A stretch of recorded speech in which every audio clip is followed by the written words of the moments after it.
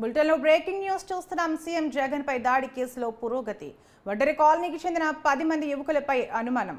పోలీసులు అదుపులో 10 మంది అనుమానితులున్నారు. సిసిఎస్ లో కొనసాగుతున్న విచారణ. ఇక ఒక యువకుడిని వెల్లంపల్లికి చూపించిన పోలీసులు. ఇక ఇదే అంశంపై మరింత సమాచారం మా ప్రతినిధి ప్రసన్న అందిస్తారు. ప్రసన్న, చెప్పండి. సీఎం జగన్ పై దాడికి సంబంధించి కొంత పురోగతి కనిపిస్తోంది. ఇవాళ లేదా రేపు ఈ కేసులో ఎవరైతే నిందితులు ఉన్నారో, ఎవరైతే రాయి కానీ ఇతరత్ర కానీ విసిరారో వాళ్ళ డిఫెన్స్ తెచ్చే అవకాశం కనిపిస్తుంది. ఇప్పటికే క్లూస్ టీమ్ కొన్ని ఆధారాలు సేకరించింది. కొంతమందిని అదుపులోకి తీసుకుని విచారణ చేస్తున్న పరిస్థితి కూడా కనిపిస్తోంది.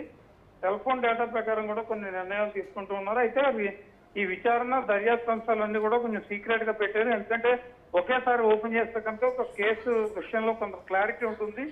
ముందు ప్రశ్న పెట్టి చెప్పడం వల్ల అసలు విషయం ఏంటనేది మరుగున పడే అవకాశం ఉంటుంది. కాబట్టి అనుమానితులను గుర్తించడం, వాళ్ళు ఏ పరిస్థితుల్లో దాడి చేయవలసి వచ్చింది, ఎక్కడి నుంచి దాడి చేయవలసి వచ్చింది, దాడి వెనుకున్న వ్యక్తులు ఎవరు, ఇవన్నీ కూడా బయటపెట్టాలనే ఉద్దేశంతో దర్యాప్తు కొంత కీలకంగా జరుగుతున్న పరిస్థితి అయితే మనకు కనిపిస్తోంది.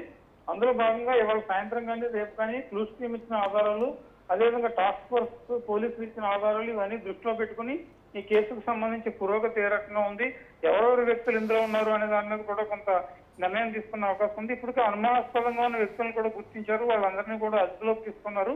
ప్రధానంగా 13వ తారీఖు సాయంత్రం సభ జరిగినప్పుడు ఆ పరిసరాల్లో ఉన్న రౌడీ షీటర్లు కావచ్చు, లేకపోతే ఇలాగ ప్రొఫెషనల్ గా ఎయిర్ గన్ అది ఫైర్ చేసే వాళ్ళు కావచ్చు, ఎవరెవరు ఉన్నారు అనేది కూడా గుర్తించడం జరిగింది.